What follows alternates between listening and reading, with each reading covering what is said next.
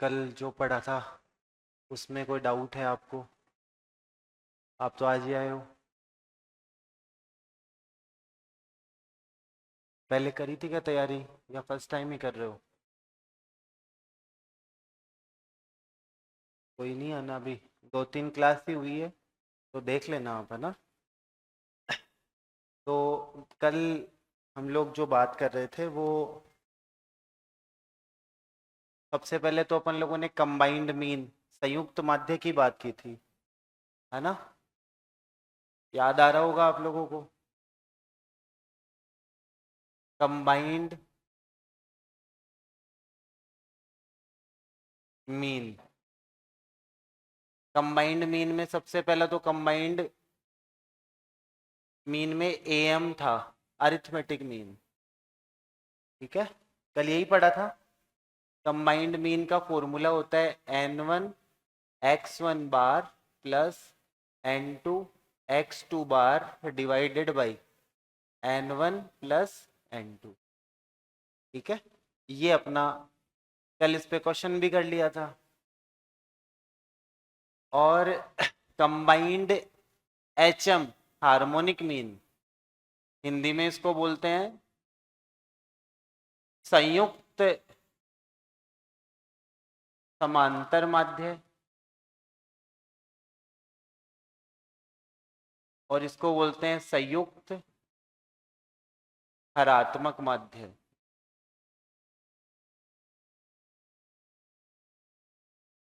ठीक है, इसका क्या फॉर्मूला था? n1 प्लस n2, ये तो ऊपर था, और नीचे क्या था? n1 upon h1 plus n2 upon h2। इन दोनों फॉर्मूलों को हमने यूज भी कर लिया था। ये क्वेश्चन कैसे आता है वो भी हमने बात कर ली थी। और जिसने पहले क्लास नहीं लिया है या पढ़ा नहीं है तो आप एक बार पीछे 2-3 लेक्चर हुए हैं वो आप देख लेंगे, है ना, चाहे ऑनलाइन का बच्चा है चाहे ऑफलाइन का बच्चा है। और पेज का जो मेन ऑब्जेक्टिव अपना यही है कि सिलेक्शन हो अपना, है ना, कि हम सेलेक्ट हो, यही अपना मेन ऑब्जेक्टिव है। और मैंने आपको पहले भी बोला है कि भाई मेरा सबसे बड़ा जो एम है यही है कि भाई जितने भी बच्चे हमसे जुड़े वो ज्यादातर बच्चे सेलेक्ट हो। उसका सबसे बड़ा रीजन कि पद इतने सारे हैं। अब इतने पदों में भी अगर मैं आपका सिलेक्शन नहीं करवा पाऊँ तो मेरे ऊपर भी प्रश्न चिन्ह है, और आपका भी नहीं हो पाए तो आपके ऊपर भी प्रश्न चिन्ह है। तो मैंने पहले भी सबको बोला है कि भाई 2-5 दिन एक बार अपन आराम से चलेंगे, था ना, ज्यादा लोड नहीं लेना है। और कंटेंट की जिम्मेदारी मेरी है, बस आपको प्रॉपर तरीके से पढ़ना है। अभी तक मैंने प्रॉपर कंटेंट डिलीवर करना चालू भी नहीं किया है, सिर्फ हम कम्युनिकेशन कर रहे हैं 3-4 दिन से। ठीक है, तो आप निश्चिंत रहे कि भाई आपकी पढ़ाई में से आएगा तो सही क्या, है ना। इसके लिए आप निश्चिंत रहे कि डेफिनेटली क्वेश्चंस आएंगे। और मैं अपना जो टारगेट लेके चल रहा हूँ कि मेरे पास कोई भी बच्चा अगर पूरा बैच ले रहा है तो कम से कम 150 प्रश्नों में से 140 प्लस प्रश्न उसके सही हो। मैं इस टारगेट के साथ मेरी खुद की प्रिपरेशन कर रहा हूँ, है ना, कि कैसे मेरे को कंटेंट आप लोगों तक पहुंचाना है। तो आपको भी उसी तरीके से दृढ़ निश्चय होके आपको काम करना है। तो अपना टॉपिक जो चल रहा है मीजर्स ऑफ सेंट्रल टेंडेंसी चल रहा है, और उसमें हम लोग मीन, मोड, मीडियन, माध्य, माध्यिका और बहुलक ये पढ़ रहे हैं। और इस टॉपिक के बारे में मैंने बताया आपको कि ये फर्स्ट पेपर में भी ये टॉपिक है और सेकंड में भी कॉमर्स में ये टॉपिक है, तो दोनों ही जगह है ये टॉपिक। उसके बाद देखो अपन आगे बढ़ते हैं थोड़ा।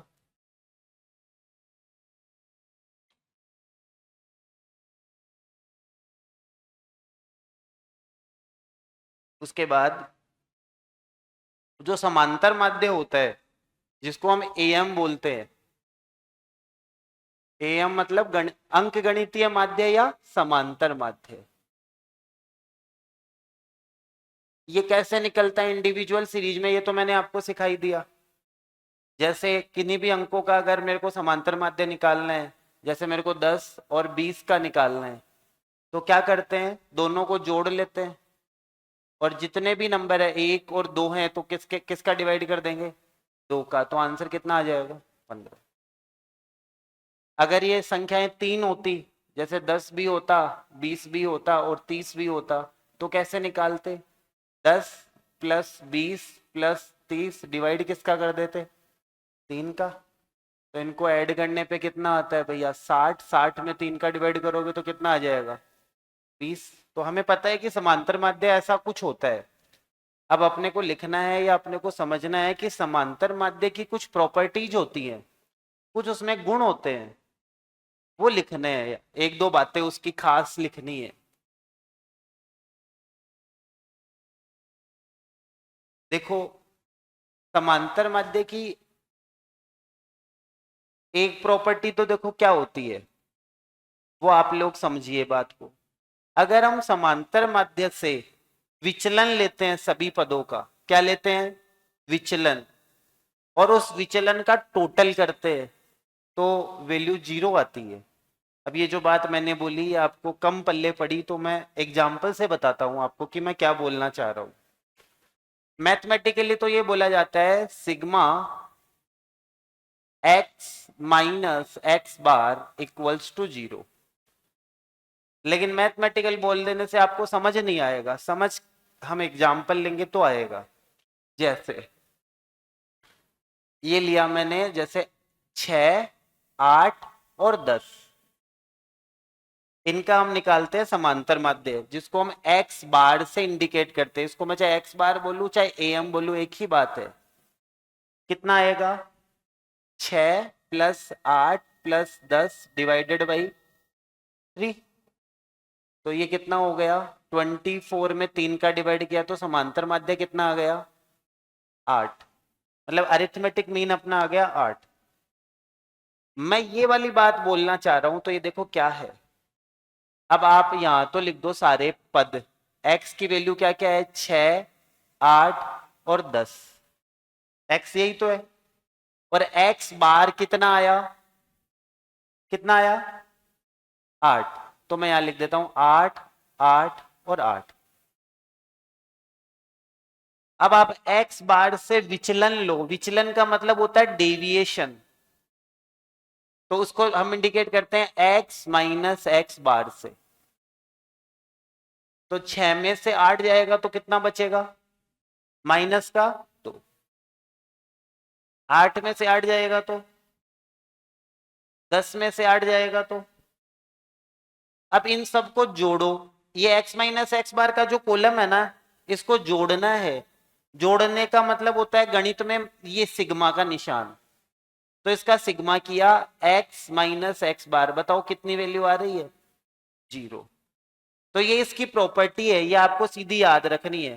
क्या ये प्रॉपर्टी है, ये 0 केवल इसी क्वेश्चन में आएगा या सब में ही 0 आएगा, सब में ही 0 आएगा, चाहे आप एग्जाम्पल कोई भी ले लो। इसका मतलब अगर समांतर माध्य से हम विचलन लेते हैं और उन विचलनों का क्या करते हैं, जोड़ करते हैं, तो हमेशा वैल्यू कितनी आती है, 0 आती है। हमेशा वैल्यू कितनी आती है। तो अगर मैं इसको हिंदी में लिखूं कि ये क्या बात है, अगर एग्जाम में बोल दे कि sigma x minus x bar equals to, option आ जाए 0, दूसरा ऑप्शन आ जाए 1, तीसरा ऑप्शन आ जाए 5 और चौथा ऑप्शन आ जाए पता नहीं या नन ऑफ दीज, तो क्या आंसर करके आना है एग्जाम में, 0।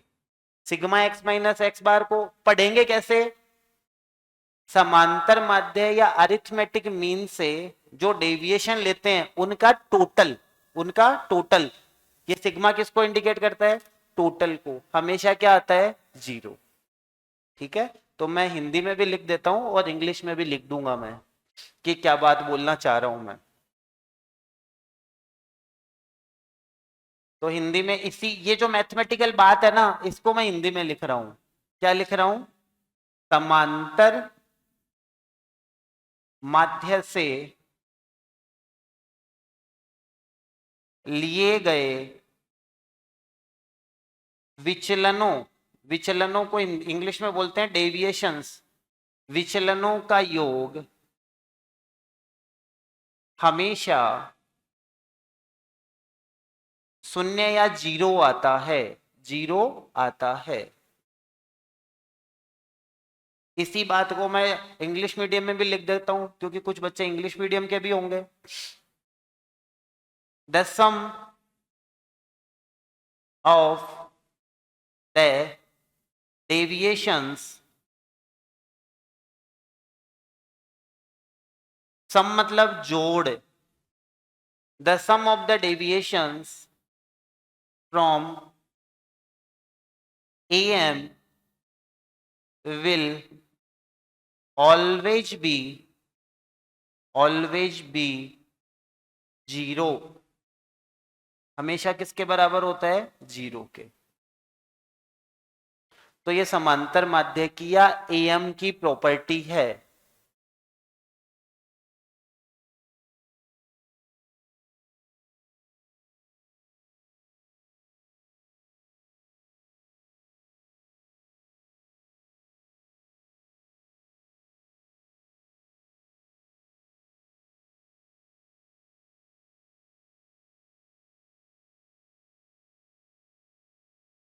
समांतर माध्य से अगर आप विचलन लेते हो और उन सभी विचलनों को क्या करना पड़ेगा? जोड़ना पड़ेगा। तो जोड़ोगे या योग करोगे तो टोटल हमेशा कितना आएगा?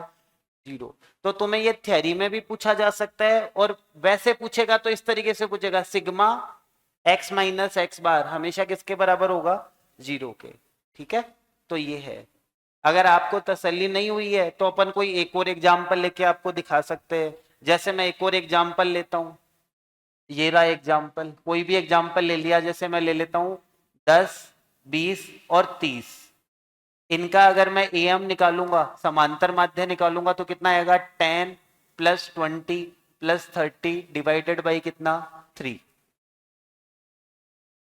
और आएगा कितना? 60 में 60 में 3 का डिवाइड करने पे आंसर आ जाएगा 20।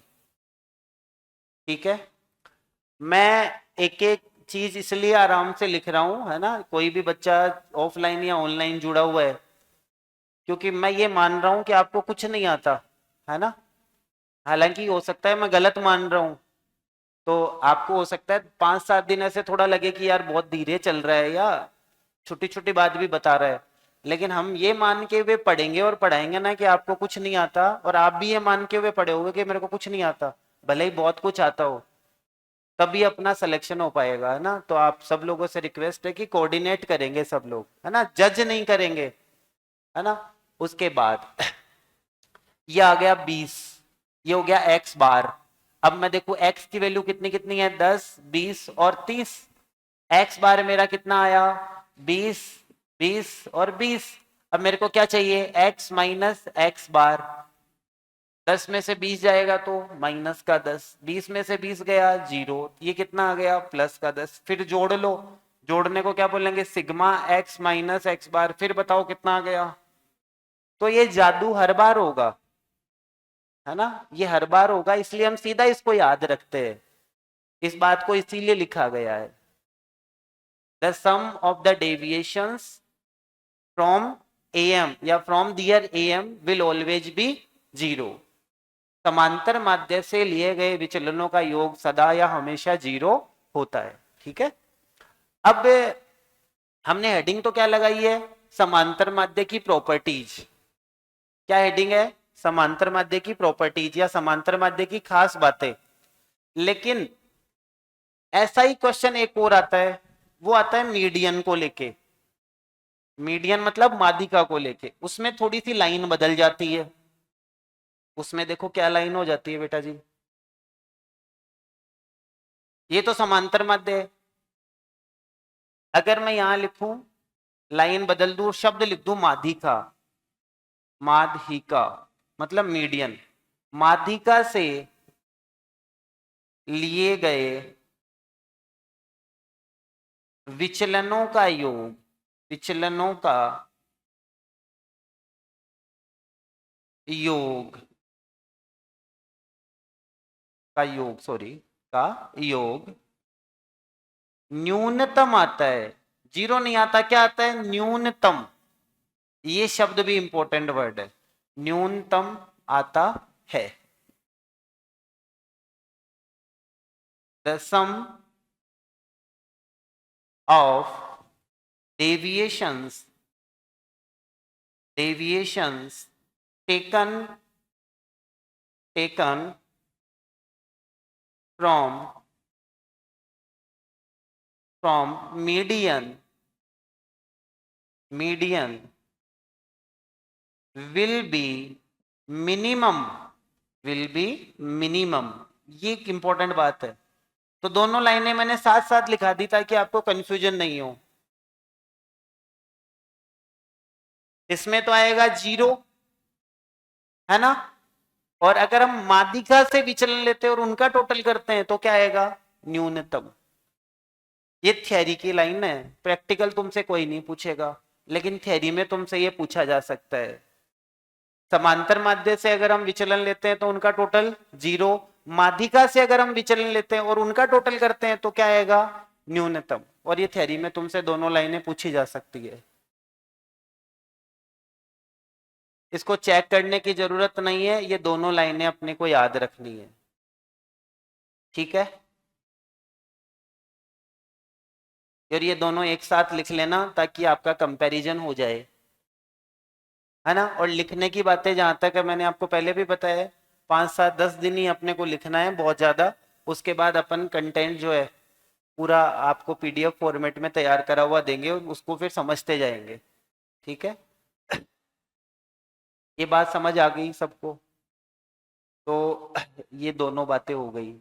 और इसमें अगर फ्रीक्वेंसी लिखा हुआ है ना, देखो इसमें अपन ने ये तो लिख ही लिया, अगर यहाँ पे फ्रीक्वेंसी वाला क्वेश्चन हो तो ये ऐसा भी आ सकता है, ये तो बिना फ्रीक्वेंसी वाले पे फॉर्मूला है। और अगर फ्रीक्वेंसी हो तो भी कोई बड़ा अंतर नहीं आएगा, यही आएगा सिग्मा, यहाँ फ्रीक्वेंसी और आ जाएगी x माइनस एक्स बार, कितना आएगा, 0। तो ये भी आप लिख लीजिए। ये तो हो गया देखो डिस्क्रीट सीरीज के लिए जिसमें फ्रीक्वेंसी नहीं आती। और ये किसके लिए हो गया, सॉरी ये तो इंडिविजुअल के लिए, और ये किसके लिए हो गया, डिस्क्रीट के लिए। तो अगर फ्रीक्वेंसी भी यहां लिखी हुई आती है तो भी 0 ही आएगा, तो ये भी लिख लो आप लोग।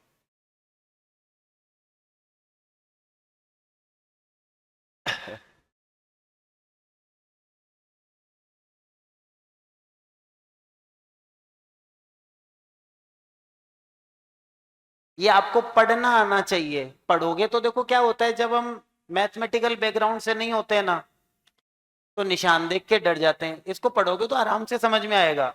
ये क्या है, एक्स बार मतलब समांतर माध्य, एक्स माइनस एक्स बार मतलब डेविएशन, मतलब क्या हो गया, डेविएशन मतलब अंतर। और ये क्या है, सिग्मा मतलब सम या टोटल या योग। तो समांतर माध्य से अगर आप डेविएशन लेते हो और उसका क्या करते हो, टोटल करते हो, तो वैल्यू हमेशा कितनी आती है, 0। और माध्यिका से करोगे तो वैल्यू हमेशा कितनी आएगी, मिनिमम। कितनी वैल्यू आएगी, मिनिमम। ये बात है, तो ध्यान रखेंगे इस बात को। तो समांतर माध्य की देखो एक प्रॉपर्टी तो ये है, खास प्रॉपर्टी है भाई ये।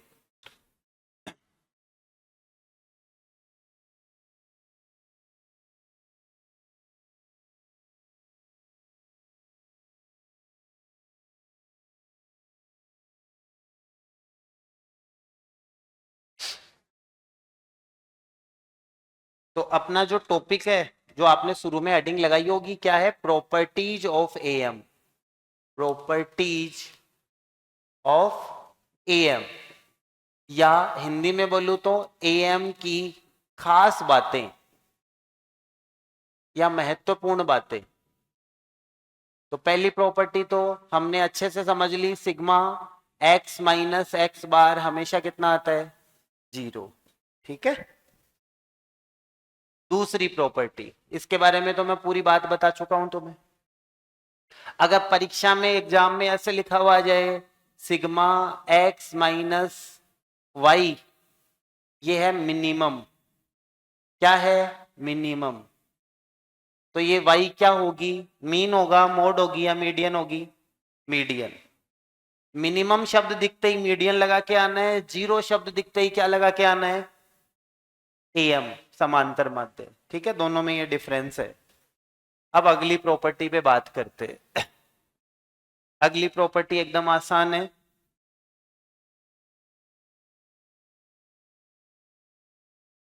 अगर क्वेश्चन में सारी वैल्यूज सेम हो, सारी वैल्यूज क्या हो, सेम, तो समांतर माध्य भी वही अंक होता है। जैसे क्वेश्चन है 6 6 6 6, इसका तुमसे पूछे एम निकालो, तो एम कैसे निकालेंगे, 6 + 6 + 6 + 6 डिवाइडेड बाई 4, तो ये हो गया 24 में किसका डिवाइड होगा, 4 का। कितना आंसर आ गया। तो अगर सारे वैल्यूज सेम है तो समांतर माध्य भी वही संख्या आएगी। जैसे सारे वैल्यू अगर x x x x और x है, सारे वैल्यू क्या है, x x x और x, 5x है, तो इनको जोड़ने पे बताओ क्या होगा, x + x + x + x + x, और डिवाइड किसका लगेगा, 5 का। तो ये कितने x हो गए जी, 5x, डिवाइड किसका हो गया, 5 का, तो क्या आंसर आया, x। अब आपको लगेगा सर ये क्या सिखा रहे हो, ये बच्चों वाली बात है, ये तो निकल ही जाएगा। लेकिन देखो ये क्या है कि सीधी अपने को बात पता लगे। जैसे मेरी क्लास में सभी बच्चों के नंबर 100 में से 60 आए, सारी जैसे क्लास में जितने भी बच्चे बैठे हैं, मान लो 30 बच्चे बैठे हैं या 50 बच्चे बैठे हैं, सबके ही 100 में से कितने नंबर आए, 60। तो अब मेरे से कोई पूछे कि एवरेज बता, तो क्या मुझे पेन चलाने की जरूरत है, नहीं, सीधा बता दूंगा कि सबके ही 60 नंबर है, इसका मतलब एवरेज भी कितना है, 60 ही है। तो ये इसकी दूसरी प्रॉपर्टी है। क्या और ये प्रॉपर्टी केवल एएम की नहीं है, ये प्रॉपर्टी एएम की भी है, जीएम की भी है, और एचएम की भी है।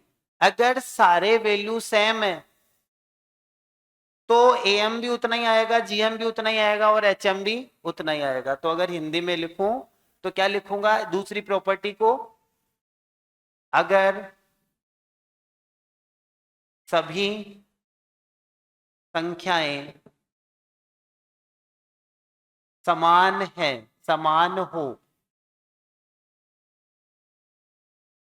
सभी संख्याएं क्या हो, समान हो, तो समांतर माध्य भी, समांतर माध्य, मैं केवल समांतर माध्य की प्रॉपर्टीज लिखवा रहा हूं, लेकिन ये वाली दूसरी वाली प्रॉपर्टी जो है ये समांतर माध्य की भी है, गुणोत्तर माध्य की भी है, और हरात्मक माध्य की भी है, हरात्मक माध्य की भी है। यही प्रॉपर्टी माध्यिका की भी है, और यही प्रॉपर्टी बहुलक की भी है। सारे टॉपिक में लगेगी ये। अगर सभी संख्याएं समान हो तो समांतर माध्य या गुणोत्तर माध्य या हरात्मक माध्य या माध्यिका या बहुलक भी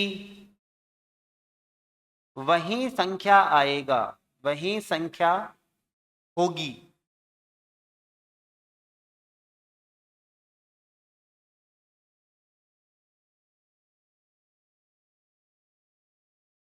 ठीक है।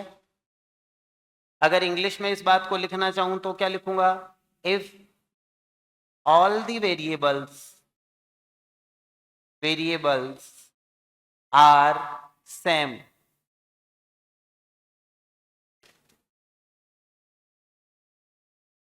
For example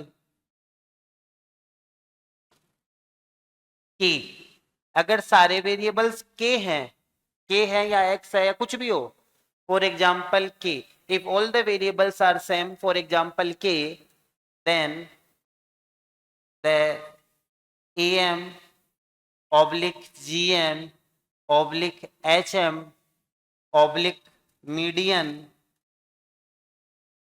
oblique mod will also be k।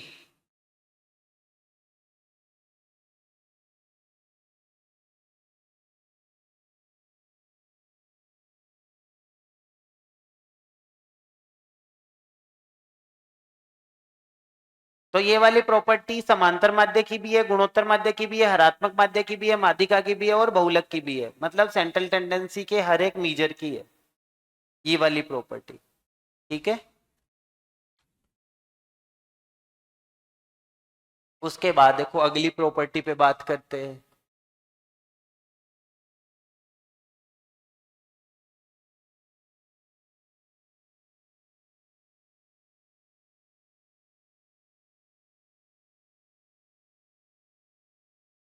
जब हमने चैप्टर चालू किया था तो ये बोला था ना, सेंट्रल टेंडेंसी के मेजर्स कौन कौन से होते हैं, कौन कौन से होते हैं? मीन, मीन में कौन कौन से? एएम, जीएम और एचएम। मीडियन, मीडियन की फैमिली में और कौन कौन है? क्वार्टाइल, डेसाइल्स और परसेंटाइल्स, लिखा था हम लोगों ने। और एक होता है मोड। हिंदी में बोलूं तो माध्य, माध्य तीन तरीके के होते हैं, समांतर माध्य, गुणोत्तर माध्य और हरात्मक माध्य। ये माध्यिका, ये चतुर्थक, ये दशमक और ये शतमक। और ये है मोड मतलब बहुलक। अब ये भी जो प्रॉपर्टी मैंने लिखाई है ना, ये इस सब पे ही लगेगी, इन सब पे, है ना? कि अगर सारी संख्याएं सेम है तो मीडियन भी वही होगी। जैसे तुम्हें बोल दे कि Y cube, Y cube, Y cube, Y cube, इसकी मीडियन निकालो, तो क्या तुम्हें पेन चलाना है क्या? नहीं, सीधा आंसर कितना आएगा? Y cube. इसका मोड निकालो, क्या आंसर आएगा? इसका मीन निकालो तो भी क्या आंसर आएगा? Y cube. तो तुम्हें अगर फंसाना चाहे ना वो, तो इस वाली बात, मतलब थ्योरी में तो बात सरल है, लेकिन बच्चा अगर ढंग से पढ़ के नहीं गया, मान लो ये पूछ ले तुमसे, Y square X square, Y square X square, Y square X square, इसकी मीडियन निकालो। तो अगर हमें ये वाली बात याद नहीं है तो हो सकता है यार ये क्या है, ये तो हमें पढ़ा ही नहीं। तो क्या होगी? Y square X square. तो इसको इंप्लीमेंट हमें इस तरीके से करना है।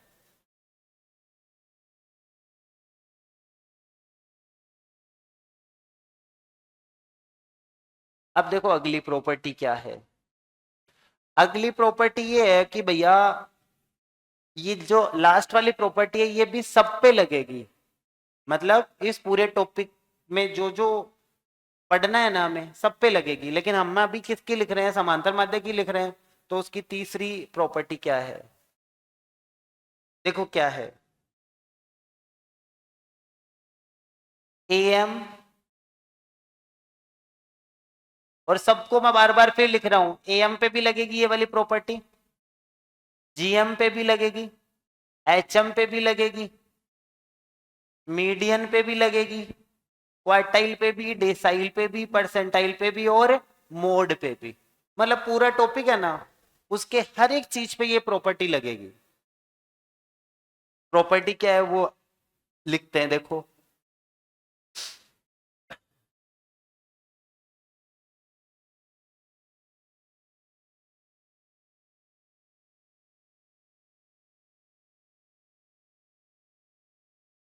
देखो क्या प्रॉपर्टी है।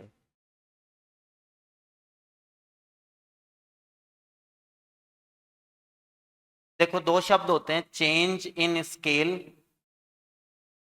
Change in origin. एक तो शब्द है चेंज इन ओरिजन, और एक होता है change in scale, change in scale. Hindi में बोलूं तो इसको बोलते हैं मूल बिंदु में परिवर्तन, मूल बिंदु में परिवर्तन। और एक होता है पैमाने में परिवर्तन।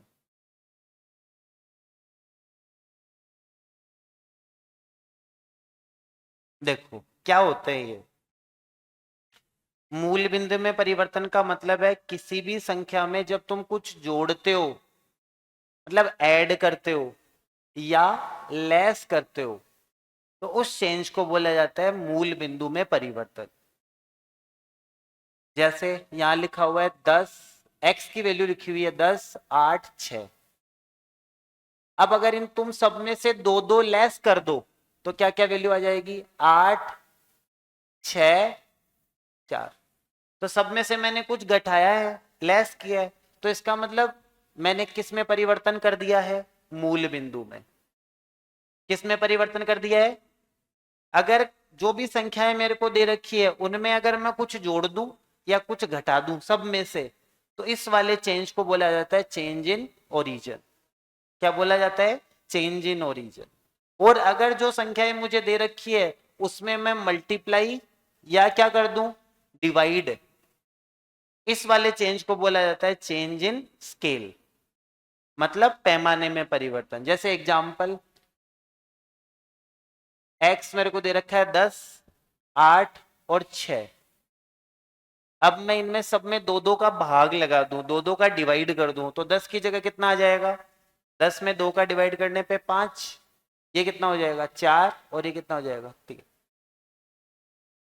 तो ये वाला जो चेंज है ये क्या है?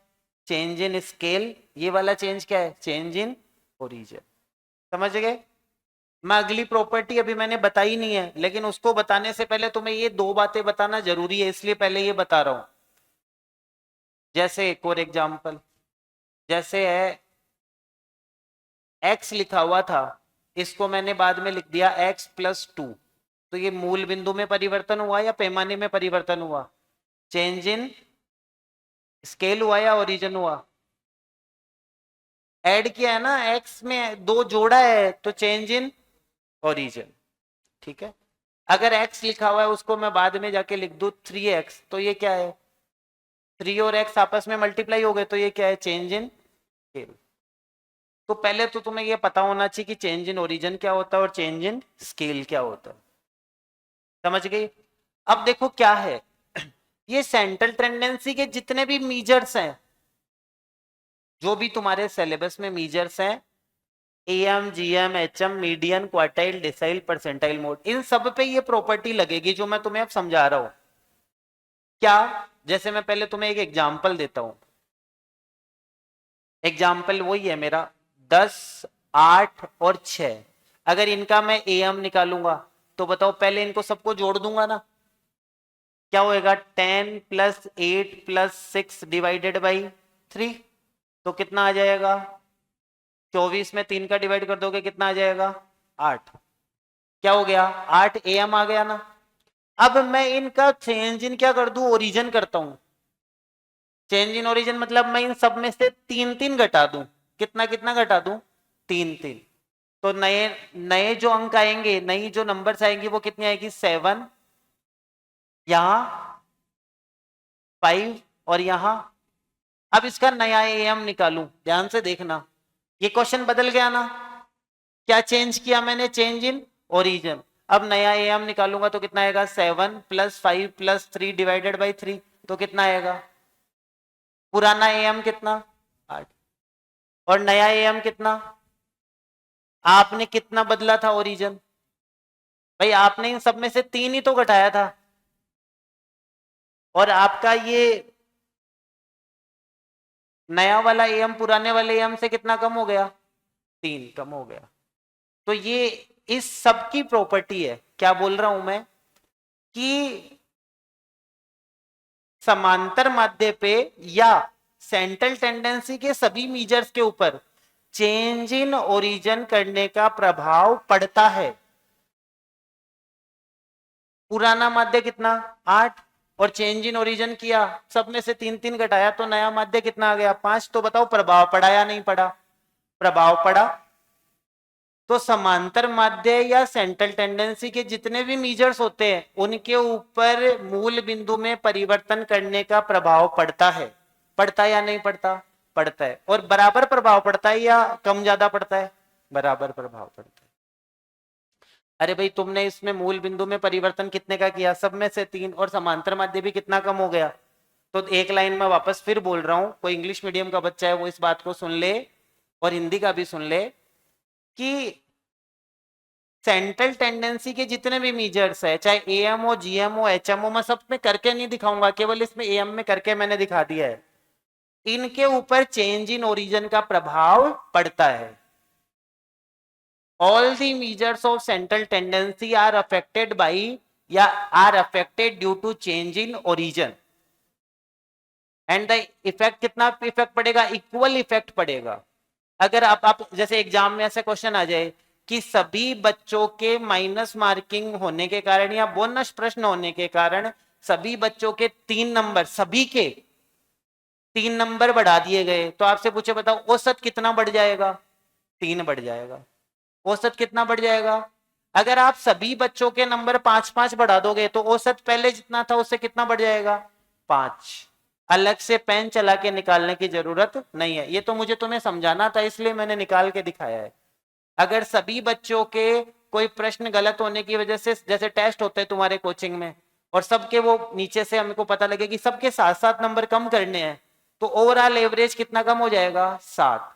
निकाल के देखने की जरूरत है क्या? नहीं है, क्योंकि समांतर माध्य पे या जितने भी ये सेंट्रल टेंडेंसी के मेजर्स है, इनके ऊपर चेंज इन ओरिजिन का प्रभाव पड़ता है।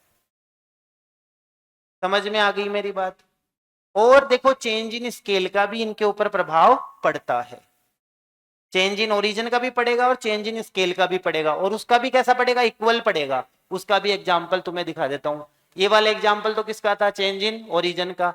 इसी को मैं तुम्हें बताऊं कि चेंज इन स्केल का प्रभाव कैसे पड़ेगा। 10, 8 और 6, इन सबको मैं 4-4 से मल्टीप्लाई कर दूं। मल्टीप्लाई करने का मतलब क्या होता है? चेंज इन ओरिजिन या चेंज इन स्केल। तो मल्टीप्लाई करते हैं और नया, इसका पहले तो इसका एम निकालता हूं, तो एक्स बार कितना आएगा? 8 ही आएगा ना इसका। अब इसको 4-4 से मल्टीप्लाई कर दो सबको, तो ये आ जाएगा 40, ये आ जाएगा 32, ये आ जाएगा 24। अब इसका एम निकालो, तो 40 प्लस 32 प्लस 24, 24 डिवाइडेड बाई कितना? 3। तो कितना हो गया? इनको ऐड कर लो भैया।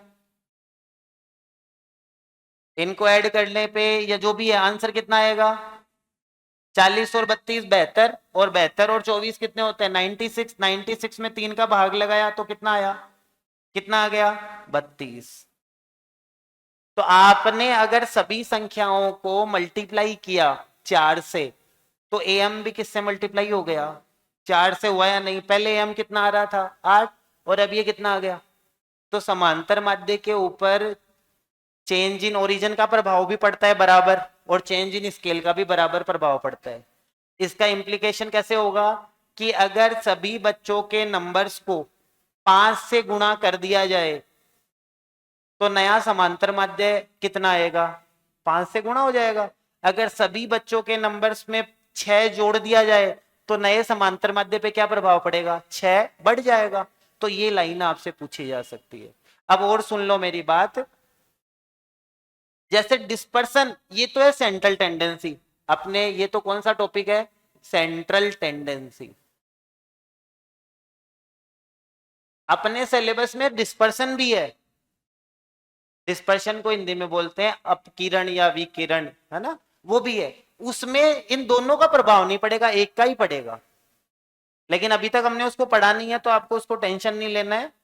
लेकिन समांतर वाद्य वाले चैप्टर में जितने भी हैं, अलग अलग याद नहीं करने हैं। जैसे तुमसे बोलते कि माध्यिका पे प्रभाव पड़ता है क्या? मूल बिंदु और पैमाने में परिवर्तन का? हाँ पड़ता है। और कितना प्रभाव पड़ता है? बराबर प्रभाव पड़ता है।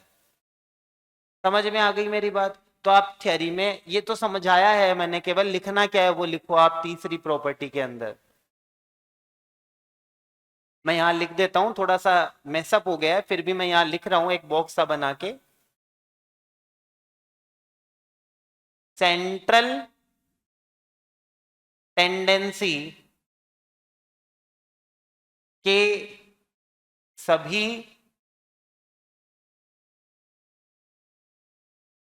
सभी मापों पर, सभी मापों का मतलब बार बार नहीं बोलूंगा, सभी मापों का मतलब am, GM, HM, mean, mode, mid सब आ गए उसमें। सेंट्रल टेंडेंसी के सभी मापों पर मूल बिंदु व पैमाने में परिवर्तन का, पैमाने में परिवर्तन का इक्वल प्रभाव पड़ता है। इक्वल मतलब समान प्रभाव पड़ता है। प्रभाव पड़ता है, इंग्लिश में भी लिखूंगा मैं। प्रभाव पड़ता है भैया, ये बात ध्यान रखनी है ना? इंग्लिश में इसको लिखेंगे all the measures, all the measures of central tendency, of central tendency are, all the measures of central tendency are affected by affected due to change in origin as well as change in scale equally.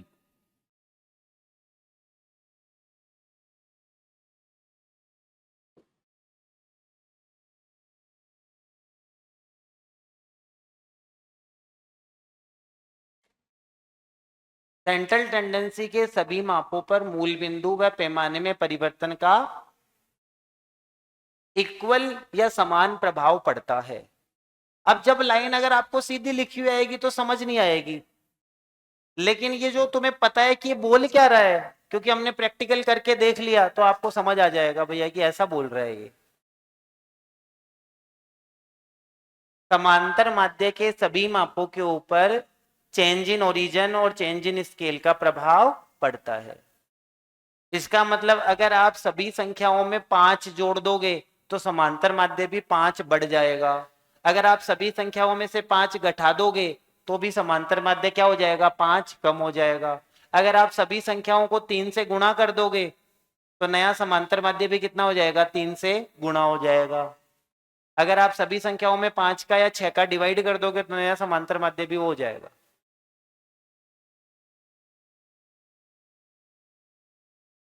और change in origin क्या होता है, change in scale क्या होता है, ये मैंने समझा दिया। अब मैं जैसे चेंज इन ओरिजिन का एग्जांपल तो ये था बेटा जी, ये वाला, ये रहा, है ना। और चेंज इन स्केल का एग्जांपल कौन सा था, ये वाला। और ये प्रभाव पड़ता है, तो इसमें प्रभाव मैंने ये वाला एग्जांपल तो दिया था चेंज इन ओरिजिन के लिए, और ये वाला एग्जांपल किसके लिए दिया था, चेंज इन स्केल के लिए। चारों बातें हो गई।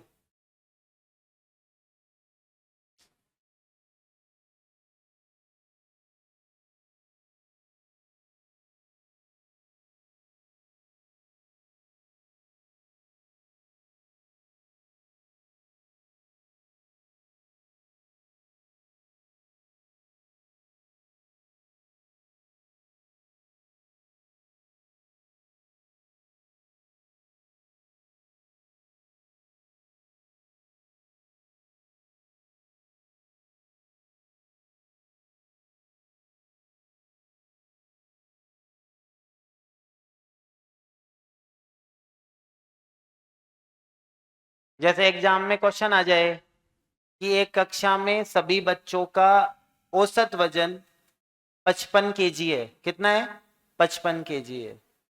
फिर बाद में ये पता लगा कि जिस मशीन से इसका वजन तोला गया उसमें 7 kg हर बच्चे का वजन क्या आ रहा है, कम आ रहा है। तो आपसे पूछ लें नया समांतर माध्य कितना आएगा, तो तुम्हें पेन चलाने की जरूरत नहीं है, कितना आएगा, 48 आएगा। समझ आ गई बात। तो उसमें ऑप्शंस आ सकते हैं, 50 आएगा, 48 आएगा, या बताया नहीं जा सकता। तो बताया जा सकता है, कितना आएगा, 48।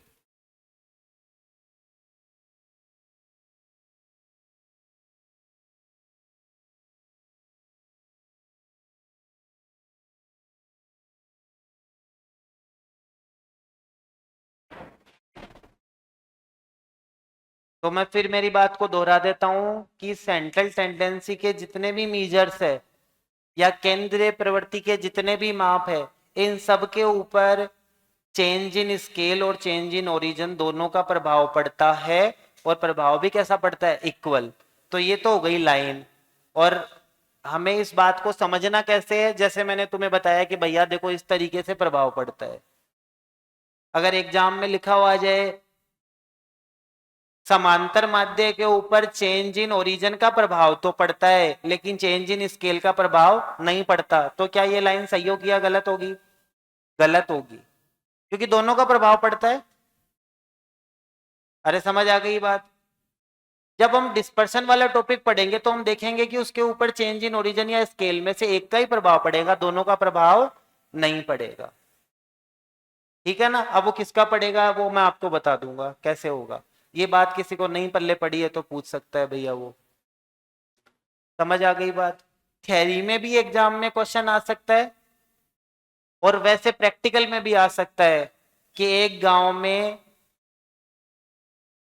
बच्चों की औसत उम्र 22 है, 22 वर्ष है, लेकिन बाद में उनका बर्थ सर्टिफिकेट देख के ये पाया गया कि उन सब की औसत उम्र 3 साल कम लिखवा रखी है। तो उनकी वास्तविक औसत उम्र कितनी है? तो 3 साल कम लिखवा रखी है, तो सबकी दो तीन तीन बढ़ा देंगे तो कितनी आ जाएगी? 25 आ जाएगी। ठीक है, इस तरीके से ये क्वेश्चन बनता है।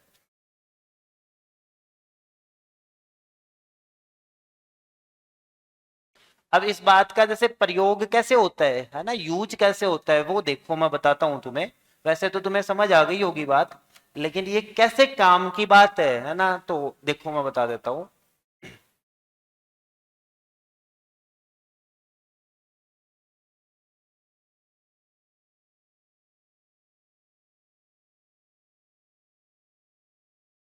अब जैसे एक बड़ा सा क्वेश्चन है, इसमें लिखा 12, 15, 20, 25, 30, 35, 9, 11, 13, 99, 199।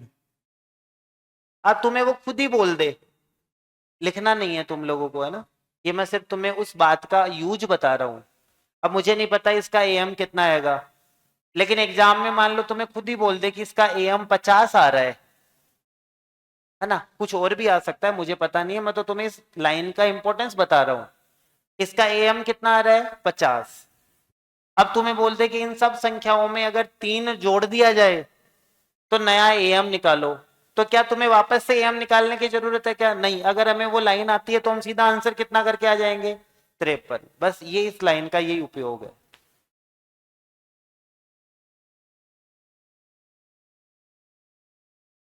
तो ये है भैया आपके एम की प्रॉपर्टीज। तो एम की प्रॉपर्टीज, सबसे पहली प्रॉपर्टी भी काफी काम की है, sigma x minus x bar will always be zero. समांतर माध्य से लिए गए विचलनों का योग हमेशा कितना आता है? जीरो आता है। द डेविएशंस या the sum of deviations taken from the arithmetic mean will always be zero. ये केवल एम की प्रॉपर्टी है भैया, ये जीएम एचएम की नहीं है। वो बाद वाली जो मैंने लिखाई है ना, वो सबकी है। ये केवल प्रॉपर्टी किसकी है? एएम की। ये लिखा है आप लोगों ने, इसमें कंफ्यूज मत कर लेना कि सबकी है ये ना, ये केवल एएम में ही होगा ऐसा। दूसरी प्रॉपर्टी हमने लिखी कि अगर सारे वैल्यू सेम है तो एएम, वो दूसरी प्रॉपर्टी सबकी है कि अगर सारे वैल्यू सेम है तो एएम भी क्या आएगा? सेम। तो वो सबकी है, एएम पूरे के पूरे जो है ना, जीएम सेंट्रल टेंडेंसी के जितने भी मेजर्स है। तीसरी प्रॉपर्टी क्या थी? वो भी सबकी है, सेंट्रल टेंडेंसी के जितने भी मेजर्स है सभी की क्या प्रॉपर्टी है? कि इनके ऊपर चेंज इन ओरिजिन का भी फर्क पड़ता है और चेंज इन स्केल का भी फर्क पड़ता है। और वो फर्क कैसा पड़ता है? इक्वल फर्क पड़ता है, समान फर्क पड़ता है। अब इस तीसरी प्रॉपर्टी को और हम थोड़ा सा और देखो, क्या क्वेश्चन आ सकता है अगर अगला थोड़ा सा और टफ बनाए क्वेश्चन को। तो तीसरी प्रॉपर्टी पे मैं थोड़ी सी बात और करना चाहूंगा। तीसरी प्रॉपर्टी की थ्योरी तो तुम्हें समझ में आ गई होगी। अरे समझ में आ गई या ऊपर से चली गई? तीसरी की तो समझ में आ गई होगी। इसको मैथमेटिकली हम ये भी लिख सकते हैं, y bar equals to a plus B X bar. तीसरी प्रॉपर्टी को मैथमेटिकली ऐसे लिखा जा सकता है। पहली प्रॉपर्टी को मैथमेटिकली कैसे लिख सकते थे? Sigma x minus x bar equals to zero. तो इसको ये मैथमेटिकल लिखा, और बोलना भी हमें आता है कि समांतर माध्य से लिए गए विचलनों का योग कितना होता है? जीरो। तीसरी प्रॉपर्टी को बोला तो हमने क्या, कि जितने भी सेंट्रल टेंडेंसी के मेजर है उनके ऊपर चेंज इन ओरिजिन का भी फर्क पड़ता है, चेंज इन स्केल का भी फर्क। लेकिन लिखेंगे ऐसे, लिखेंगे ऐसे। ये थोड़ा सा मैं डीप जा रहा हूं, हल्का सा, ज्यादा डीप नहीं जाऊंगा, लेकिन लिखेंगे ऐसे। कैसे? इसका क्या मतलब है? देखो इसका ये मतलब है, मैं आपको बता दूं। ये तो रहा एक्स बार, एक्स को तुम किससे मल्टीप्लाई करते हो? बी से। तो ये किस में, एक्स में कौन सा चेंज इन ओरिजिन हुआ या चेंज इन स्केल हुआ? Change in. फिर उसमें जोड़ दिया तुमने ए, तो ये क्या हो गया? तो x में तुमने पहले तो क्या कर दिया, चेंज इन, और फिर क्या कर दिया, और इस x का क्या बन गया, y, क्या बन गया, समझ रहे हो बात को। भाई तुमने किसी संख्या में पहले तो किसी से मल्टीप्लाई कर दिया x को, तो ये पहले तो क्या कर दिया, चेंज इन, और फिर इसमें ऐड करके क्या कर दिया, चेंज इन, और x अब किस में बदल गया, y में, x किस में बदल गया, y में। अब देखो इसका क्वेश्चन कैसे आता है, मैं बता देता हूं। क्वेश्चन ऐसे आएगा इसका, मैं क्वेश्चन लिखा रहा हूं इस बात पे सीधा। ये फॉर्मूला कब याद करना है, वो जब थ्योरी बोलो ना, क्या थ्योरी, कि सेंट्रल टेंडेंसी के जितने भी मेजर्स है उनके ऊपर, सबके ऊपर चेंज इन ओरिजिन का भी फर्क पड़ता है और चेंज इन स्केल का भी फर्क पड़ता है। ये बोल के चुप हो जाना, और फिर ये बोलना कि इस बात को अगर मैथ्स की भाषा में समझाना हो तो ये बोलेंगे। और फिर इसका क्वेश्चन कैसे आएगा वो मैं बता देता हूं। क्वेश्चन ऐसे आएगा, दो चर, चर मतलब वेरिएबल, दो चर, चर का मतलब होता है वेरिएबल, x तथा y, x तथा y, दो चर x तथा y इस प्रकार संबंधित हैं, इस प्रकार, बहुत ही सरल क्वेश्चन है, बस देखा हुआ होना चाहिए, इस प्रकार संबंधित है।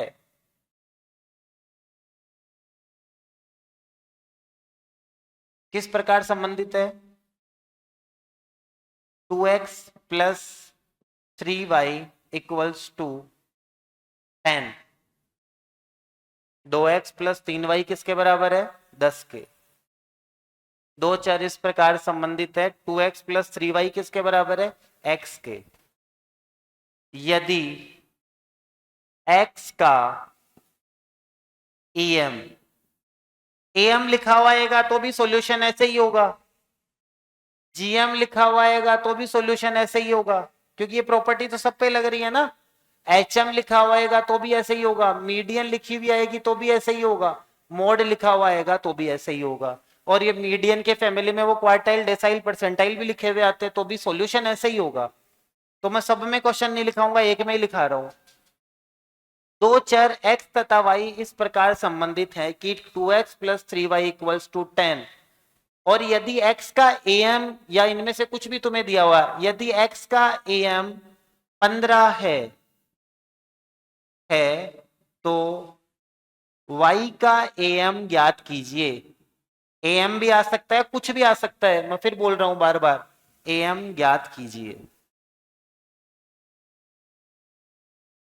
इंग्लिश में अगर लिखेंगे तो इस क्वेश्चन को मैं पहले इंग्लिश में भी लिख देता हूं भैया। If two variables x and y are related as 2x plus 3y equals to 10 and the am, या एग्जाम में gm आए या hm आए तो भी कोई फर्क नहीं पड़ेगा, आंसर सेम ही तरीके से निकलेगा, या क्वार्टाइल आए या डेसाइल आए या परसेंटाइल आए या मीडियन आए या मोड आए, and the am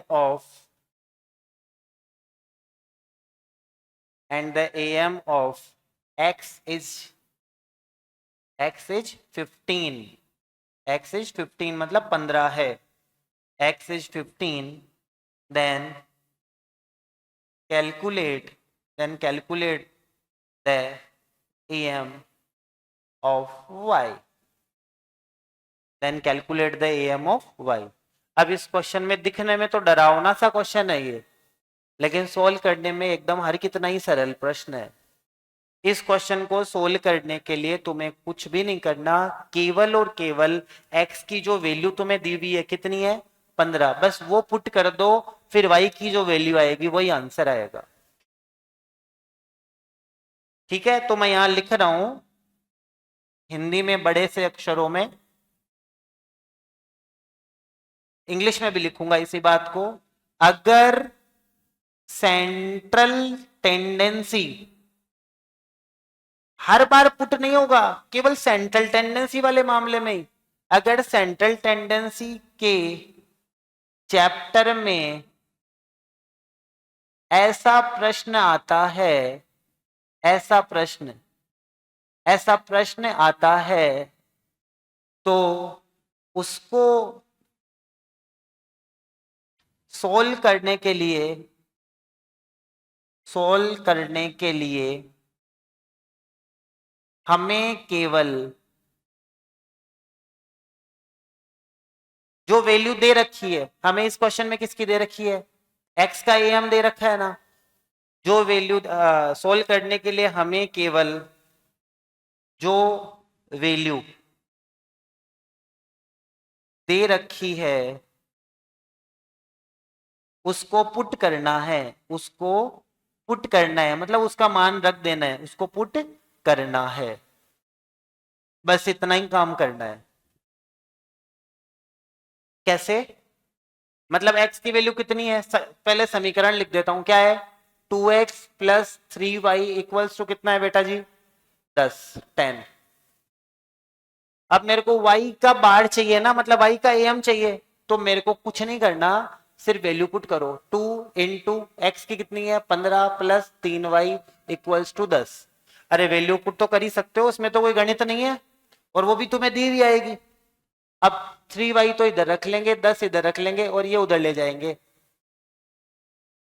कितना हो जाएगा 30, 30 उधर जाके क्या हो जाएगा, माइनस का हो जाएगा, तो माइनस का 30, और 3y किसके बराबर आ जाएगा, -20, और y मेरा क्या आ जाएगा, माइनस का 20/3, यही y बार है।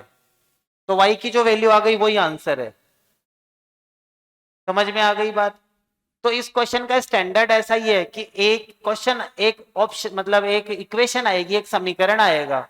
अब वो समीकरण x और y में भी आ सकता है, z और a में भी आ सकता है, a और b में भी आ सकता है। उस समीकरण में तुम्हें बोलेगा x का am इतना है तो y का निकाल, या तुम्हें बोल दे एक x की जगह a आ जाए, y की जगह b आ जाए, तो तुम्हें बोले a का am इतना है तो y का निकाल, तो तुम्हें कोई और गणित नहीं लगानी, जो x की वैल्यू है ना बस वो पुट कर देना, और y की जो वैल्यू आएगी वही y का am होगा। भाई देखो इसको सोल्व करने पे ये तो y आया ना, y -20/3, लेकिन यही y बार है, मतलब y और y बार एक ही चीज है। समझ गए क्या मेरी बात? समझ में आ गई? इक्वेशन कुछ भी आए उससे फर्क नहीं पड़ता। जैसे अगर ऐसे हो equation 5x plus 3y equals to 5, और आपको x बार दे दे, आपको एग्जाम में बोले कि x बार क्या है, x बार मान लो 3 है, तो तुम्हें क्या याद आएगा, ये क्वेश्चन किसका है, सेंट्रल टेंडेंसी का या डिस्पर्सन का है, सेंटर। तो सेंट्रल टेंडेंसी में मैंने तुम्हें ये नोट लिखवा दिया ना, तो तुम बोलोगे यार सेंट्रल टेंडेंसी का क्वेश्चन है, इक्वेशन आ गई, तो सर ने बोला था कि केवल वैल्यू पुट कर दो बस, और कुछ नहीं करना। तो हम क्या करेंगे, x बार की जगह कितनी वैल्यू पुट कर देंगे, 3, तो ये हो जाएगा 15, ये हो जाएगा 3y, ये आ जाएगा 5, 3y आएगा मेरा 5 माइनस 15, ठीक है, 3y आ गया मेरा कितना, -10, और y कितना आएगा, -10/3, और ये y जो आया यही y बार होगा, अलग से नहीं आएगा y बार, यही y बार है, यही मेरा आंसर है।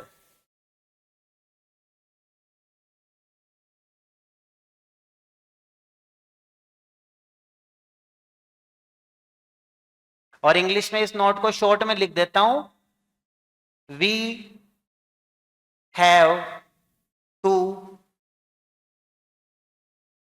Put we have to put the value given for solving this question, for solving this question. इस प्रश्न को सोल्व करने के लिए जो वैल्यू तुम्हें x की दी हुई है, x बार की दी हुई है, उसको पुट कर दो और कुछ मत करो।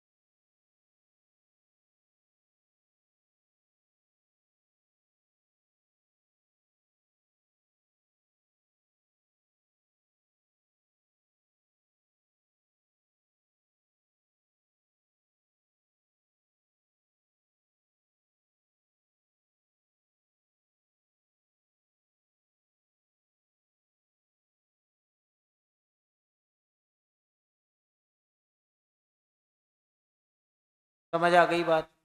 अगर ऐसा क्वेश्चन आता है तो एक इक्वेशन हमेशा आएगी या नहीं आएगी? अरे समीकरण दिया हुआ आएगा एक पक्का, और बस समीकरण में आपको दो वेरिएबल दिख जाएंगे, एक्स वाई भी हो सकते हैं, ए बी भी हो सकते हैं, सी डी भी हो सकते हैं। तो तुम्हें बोल दे कि एक्स का ए एम इतना है तो वाई का निकालो, तो कैसे निकालोगे? केवल वैल्यू। अगर तुम्हें बोल दे एक्स का मोड इतना है तो वाई का कैसे निकालोगे? यही तरीका होगा। चाहे एम बोले, चाहे मीन बोले, चाहे मोड बोले, चाहे मीडियन बोले, सब में यही तरीका लगेगा भैया। तो मैंने तुम्हें एएम का करवा दिया, मोड वगैरह का नहीं करवाऊंगा, क्योंकि मैंने यहाँ नोट लिखवा दिया ना कि सेंट्रल टेंडेंसी के किसी का भी आए, सब में यही लगेगा। समझ आ गई मेरी बात? अब देखो वो जो मैंने तुम्हें प्रॉपर्टी बताई है ना तीसरी वाली, उस प्रॉपर्टी की रामायण चल रही थी ये अभी तक। तीसरी प्रॉपर्टी क्या थी? कि सेंट्रल टेंडेंसी के हर एक मीजर के ऊपर चेंज इन ओरिजिन का भी फर्क पड़ता है और चेंज इन स्केल का भी फर्क पड़ता है। ये बात तो हमें याद रखनी है थ्योरी के अंदर। होता क्या है सेंट्रल मतलब change in origin change in scale मैंने बता दिया, फर्क पड़ता है वो भी मैंने दिखा दिया। उसको मैथमेटिकली ऐसे बोलते हैं y bar equals to a plus B X bar. अगर मैं मोड की बात करूंगा तो बस y बार की जगह सिर्फ और सिर्फ नाम बदल जाएगा। क्या बोल देंगे? ये तो है M G M H M की बात। अगर यही नोट मैं मोड में लिखाऊं तो क्या लिखूंगा?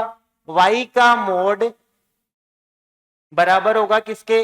a प्लस बी एक्स के मोड के। और अगर मीडियन में बोलूंगा तो क्या लिखूंगा? y की मीडियन किसके बराबर होगी? a प्लस बी एक्स की मीडियन के।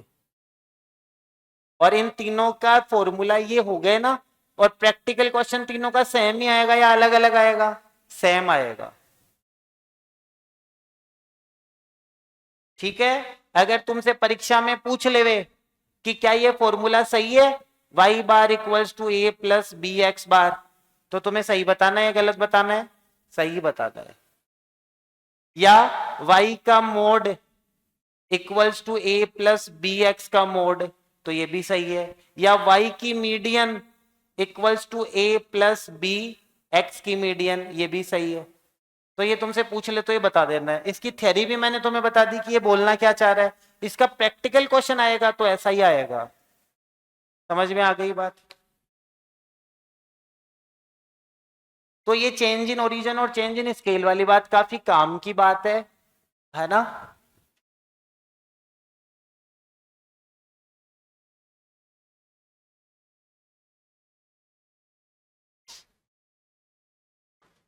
जो जनरली हम कम पढ़ते हैं ना, इतना जब आप पढ़ोगे तो जनरली ये बात कम बताई जाती है, और बताई भी जाती है तो सीधी बता देते हैं कि भाई ऐसे अपने को याद करना है।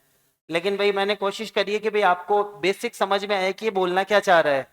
नहीं तो मैं तुम्हें सीधा भी लिखवा सकता था कि सेंट्रल टेंडेंसी के हर एक मीजर के ऊपर चेंज इन ओरिजिन का भी फर्क पड़ता है और चेंज इन स्केल का भी फर्क पड़ता है ना? तो मैं उस तीसरी प्रॉपर्टी को पूरा एक बार वापस रिवाइज कर देता हूं। सेंट्रल टेंडेंसी के हर एक मीजर के ऊपर चेंज इन ओरिजिन का भी फर्क पड़ता है और चेंज इन स्केल का भी फर्क पड़ता है, और फर्क भी कितना पड़ता है? बराबर पड़ता है या कम ज्यादा पड़ता है? ठीक है। तो ये तो थ्योरी में बात हो गई। और चेंज इन ओरिजिन क्या होता है, चेंज इन स्केल क्या होता है, ये भी पता लग गया। प्रैक्टिकली इस बात को कैसे लिखेंगे मैथमेटिकल भाषा में? वो ऐसे लिखेंगे y bar equals to a plus B X bar. या y का मोड, मोड की बात होगी तो मोड वर्ड आ जाएगा, equals to a plus B X का मोड। या y की median equals to a plus B X की। तो ये तो हो गया लिखना। इसका प्रैक्टिकल क्वेश्चन कैसे आएगा? प्रैक्टिकल क्वेश्चन मैंने करवाया है, फिर तुम्हें बता देता हूं। वो ऐसे बोलेगा कि x और y या a और b, मैं इस बार a और b बोल देता हूं। a और b दो वेरिएबल्स हैं और वो एक दूसरे से इस तरीके से रिलेटेड है। कैसे?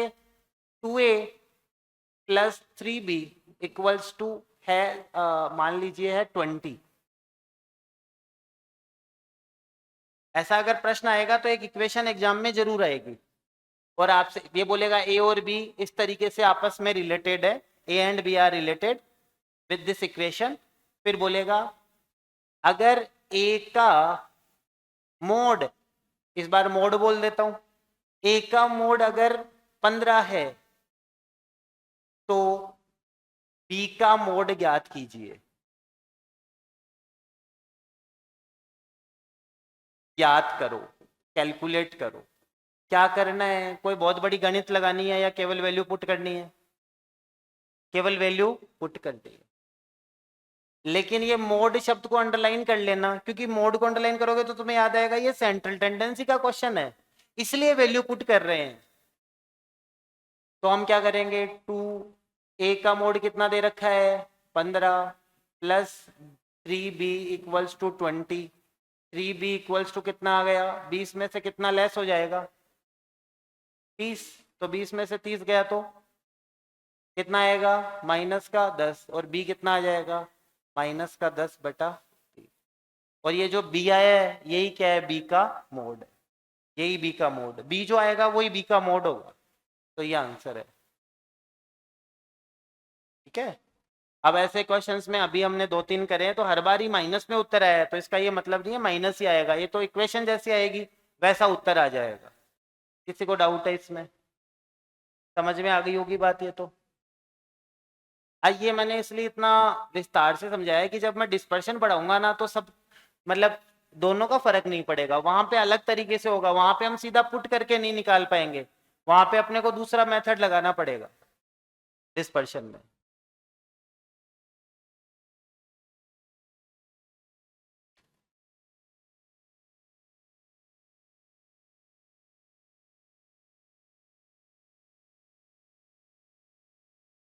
तो ये अपने एम की प्रॉपर्टीज हो गई है ना? एम की तीनों प्रॉपर्टी हमने पढ़ ली है।